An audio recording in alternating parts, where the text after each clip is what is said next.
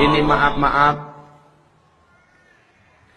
kita sekarang ini melihat penzaliman yang entah terencana atau tanpa direncanakan. Umat Islam menzalimi umat Islam sendiri. Kenapa?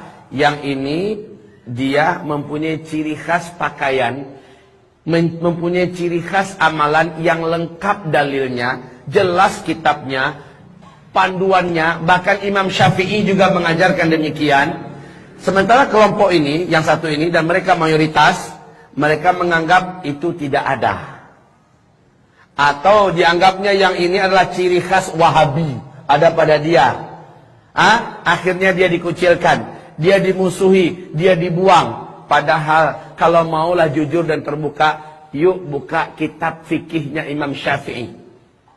Lihat, ada nggak amalan mulai dari fisiknya sampai kepada sholat dan semacamnya, ada nggak di mazhab Syafi'i? Ada semua. Lalu kenapa mau dibodoh-bodohi? Rata-rata kaum muslimin hari ini nggak paham apa itu yang Wahabi, Pak. Kalau kita kembali pada kasus pembahasan Wahabi. Lalu sudah kebakaran sendiri. Asal dengar Wahabi, sudahlah. Asal dengan istilah Wahabi, seolah itu kayak sekte Syiah begitu loh.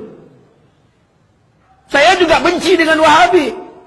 Tapi Wahabi yang pernah saya uraikan dalam khutbah, mungkin sudah menyebar beberapa ceramah saya pada di tangan Bapak Ibu semua ya. Wahabi yang hadir di Afrika, yaitu adalah Abdul Wahab bin Abdurrahman Al-Afriqi, yang digelari dengan Al-Wahabi, ya, ajarannya. Dia inilah yang mengkafirkan semua kelompok di luar dia, menyesatkan semua kelompok di luar dia, menghalalkan darah dan harta semua kelompok di luar dia. Sementara Syekh Muhammad bin Abdul Wahab yang ada di Arab Saudi, yang menjelaskan dan mencerahkan pemahaman umat, dinobat oleh para ulama Ahlus Sunnah wal Jamaah, dia adalah mujaddid abad itu. Dan ini abad ke-18 kaum muslimin. Beliau bukan yang pantas disematkan gelar Wahabi itu kepada beliau. Saat saya duduk-duduk dengan Syekh Tengku Zulkarnain, sekretarisnya, sekjennya MUI, beliau menjelaskan banyak amalan-amalan yang dijelaskan oleh para ulama-ulama, bahkan oleh Syekh Muhammad bin Abdul Wahab itu sendiri. Amalan itu diamalkan oleh saudara kita yang ada di NU. Setidak-tidaknya beliau merekomendasikan, tidak masalah. Lalu yang disandarkan dan disematkan oleh kelompok-kelompok Syiah untuk membentur-bentur NU dengan Muhammadiyah, NU dengan Salafi dan sebagainya, dengan alasan Wahabi, penyematan yang salah. Bukan Syekh Muhammad bin Abdul Wahab, tapi Abdul Wahab bin Abdurrahman Al-Afriqi. Paham sekarang Bapak Ibu? Cuman dia menyematkannya seolah itu Arab Saudi orangnya. Ulama Arab Saudi itu Wahabi semua. Kalau begitu Wahabi gimana memang? Kafir? Halal darahnya?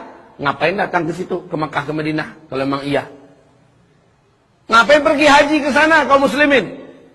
Kenapa Allah mengamanahkan Mekah di situ, Madinah di situ, yang Nabi mendoakan sampai akhir zaman, negerinya, penduduknya? Masa iya menjadi manusia yang sesat?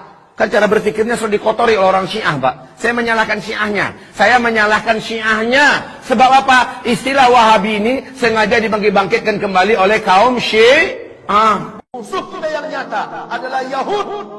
Musuh kita yang nyata adalah Nasara yang memerangi Islam, yang di bawah payung PBB dengan Amerikanya. Musuh kita yang nyata pada hari ini adalah Syiah, yang dipimpin oleh Iran di seluruh dunia. Ini musuh kita yang nyata. Jelas siapa di hadapan kita. Tetapi umat Islam dibentur-benturkan dengan isu-isu yang mereka yang buat, orang kafir itu buat, termasuk Syiah yang buat, semacam Wahabi dan segala macamnya. Sekarang di Iran, seluruh kota-kota yang ada di Iran hari ini, ibadah Allah, semua tulisan-tulisan matilah Amerika, di dinding-dinding di mana saja sudah mereka hapus. Yang digantikan dengan matilah Saudi, matilah Saudi, matilah Saudi.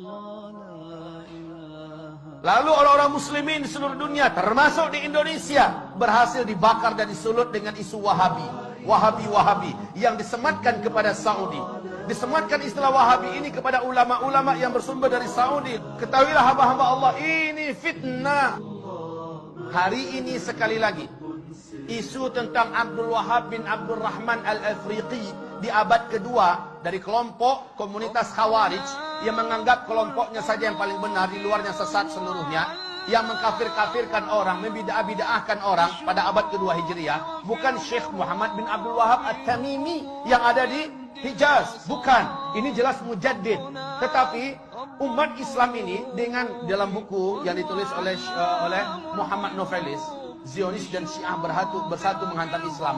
Ternyata istilah Wahabi-Wahabi yang harusnya di abad kedua yang muncul itu, si Khawarij itu, ini yang dihidupkan dan disematkan kepada Syekh Muhammad bin Abdul Wahab. Dan ini tidak benar, ini batil. Syekh Muhammad bin Abdul Wahab adalah seorang mujaddid, ulama Ahlus Sunnah wal Jamaah.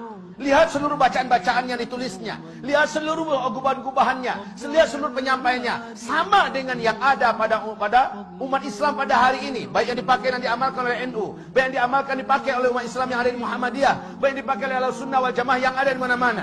Tapi yang ditulis, yang diucapkan, dilafazkan oleh sang Khawarij abad kedua Hijriah, yakni Abdul Wahab bin Abdul Rahman, ini dia yang sesat menyesatkan. Tapi orang-orang Syiah menyematkan ini kepada Syekh Muhammad bin Abdul Wahab. Inilah kebatilan yang nyata. Lalu umat Islam sekarang mau saja percaya dan dibentur-benturkan.